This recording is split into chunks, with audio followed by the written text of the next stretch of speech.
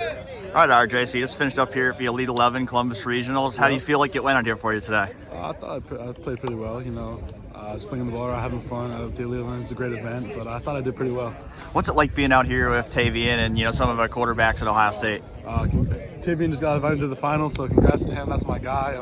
It's all the Ohio State guys, so it's all a family. It's like having your brothers out here watching you throw, having fun with them. What's it like just been for you so far with your recruitment? I've been trying to find the school that gives the most towards me, not because of who my dad is or what I've had in the past, like what my dad offers, but more like what I can offer, what they can offer for me as a person. That's the big thing for me. Yeah, what are like the biggest things you look for in a school that maybe makes you see, oh, they're looking at me, not just because of who my dad is? When their head coach or their position coach is talking to me and they're not talking to my dad anymore, you know what I'm saying? Like when they're trying to show stuff like to my mom and towards me, that's when I start to realize that the school kind of wants to recruit me and not the image that I'm from. I know you just visited Clemson. Have you have any other visits planned right now?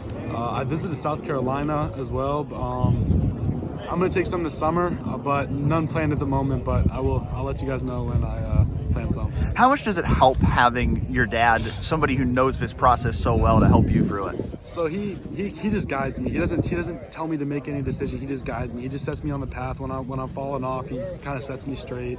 But he always tells me it's my journey, so you got to figure it out because everybody else figures it out. And you can't use me as a crutch, so you got to figure it out on your own. Do you kind of look at it when you look down the road? Like would you welcome, like, hey, if you could play for your dad, would you want that, or would you kind of want to do your own thing? We'll see, but it's always been a dream of mine to play in the shoe and play for my dad. But if the situation's right, then yeah, we'll go ahead. But until then, I'll keep honing down teams and make my decision later on. How much do you talk to the guys at Ohio State? Just like what kind of advice do they give you?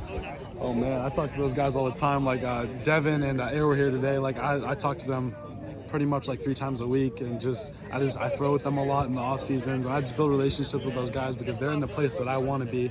So I just take advantage of the opportunity. Does it feel surreal at all that like you've been around those guys and now you're in their shoes as a recruit yourself? Yeah. So when I'm out here like watching guys like Tavian, I've been friends with Tavian. So before he got offered by Ohio State, me and Tavian were kind of close.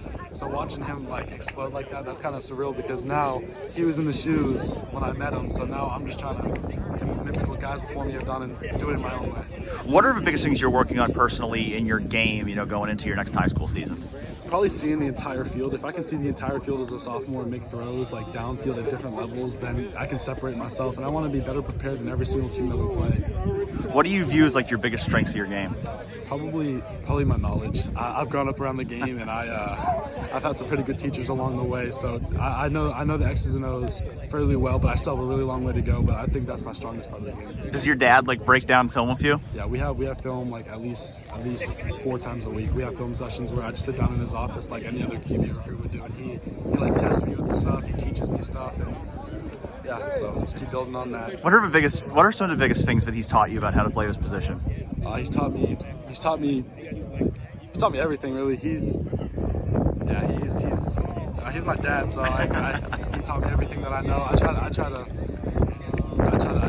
mimic him every single time because he does a great job handling things under pressure. So he always teaches me that there's going to be good days and there's going to be bad days. You can't get too high and you can't get too low because you can't be extreme at the position. You have to stay even keeled. Even when you have a great day, it's okay. But even when you have a bad day, it's okay because it's going to go back up eventually. With your recruitment, are you just, obviously you're very early in recruitment, are you just kind of trying to take it slow right now, let it all play out? I'm just trying to take it slow and build relationships because that's really what recruiting is all about, just building relationships and finding the place where I want to go. Is that something you've learned just from your dad being around the program? Yeah, absolutely.